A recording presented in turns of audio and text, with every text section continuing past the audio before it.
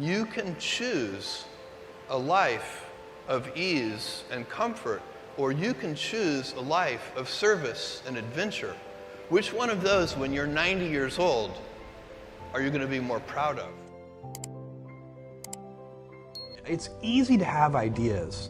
It's very hard to turn an idea into a successful product.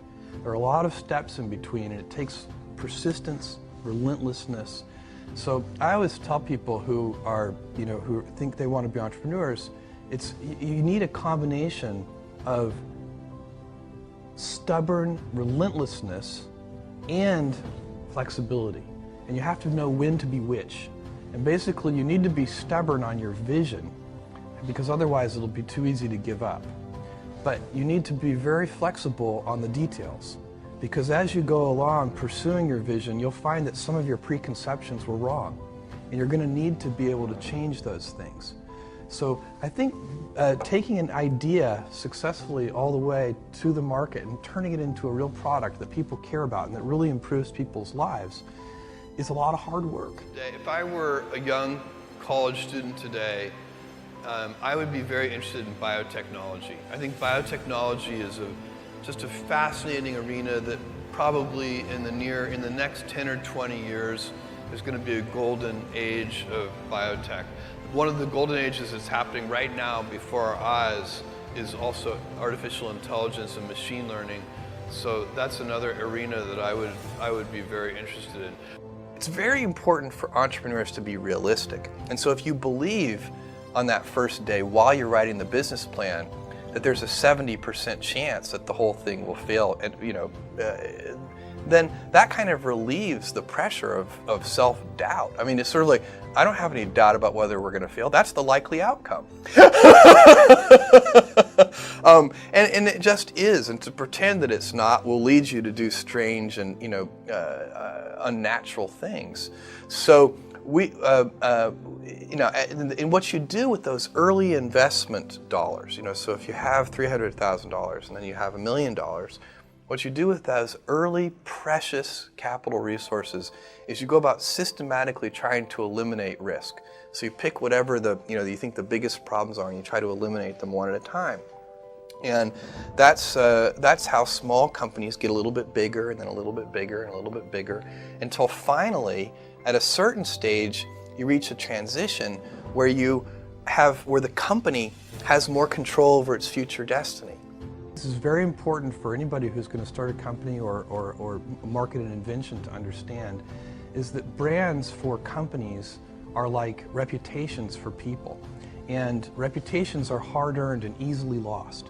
So the most important intellectual property that a company can have is, for us, it's Amazon. It's that name, but what it stands for. And we've worked very hard to earn trust. You can't ask for trust. You just have to do it the hard way, one step at a time. You make a promise and then fulfill the promise. You say, we'll deliver this to you tomorrow, and then you actually deliver it tomorrow. And if you do that over and over again, then ultimately you can instill your company's name with a reputation. And that's, I think, sometimes people talk about brands in this very amorphous way, but for me, I like to think of it as a person, and what is the reputation that person has, and how have they earned that reputation? Everything I've ever done has started small.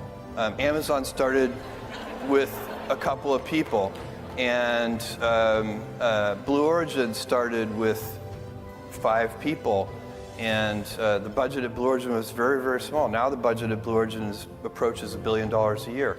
And next year it'll be more than $1 billion. And Amazon, it literally was 10 people. Today it's 500,000 people, but it's hard to remember for you guys, but for me it's like yesterday I was driving the packages to the post office myself and hoping one day we could afford a forklift. And so for me, I've seen small things get big, and it's part of this day one mentality. I like treating things as if they're small. Amazon, even though it is a large company, I wanted to have the heart and spirit of a small one. I often tell people that I work with, if you can get, because people have very high standards for how they want their work life to be, and I said, look, if you can get your work life to be where you enjoy half of it, that is amazing, because very few people ever achieve that. Because the truth is, everything comes with overhead. That's reality. Everything comes with pieces that you don't like.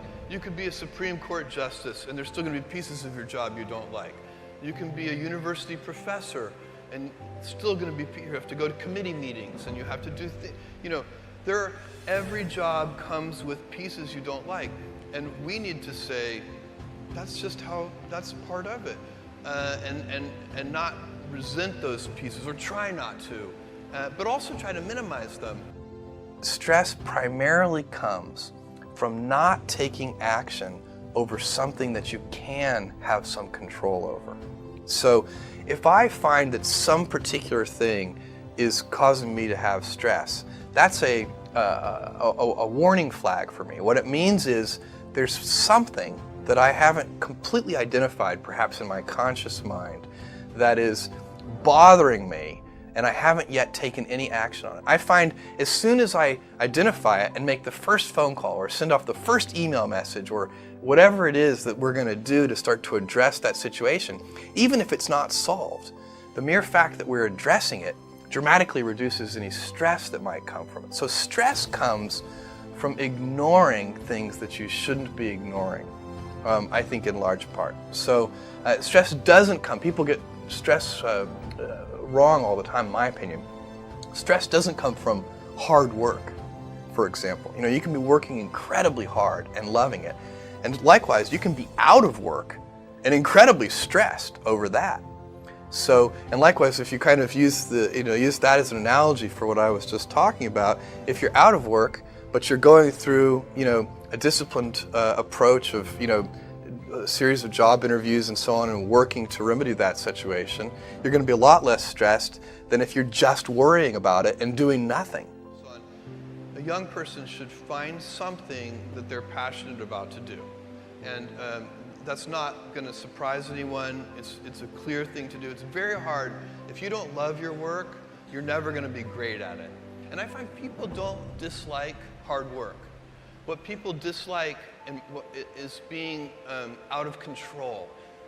Like, they can't control their life. They can't control their environment. This happens to me when I get overscheduled. I hate being overscheduled. I want some time to be able to think and free myself. We all have the same amount of time in the world. Nobody has more time than anybody else. And when you become a very successful person, one of the things, you start to get overscheduled. And so you have to guard your time and try to stay a little bit flexible. So that's, for me, it's not a waste of time, but I like to have some freedom of movement rather than having every minute of every day scheduled.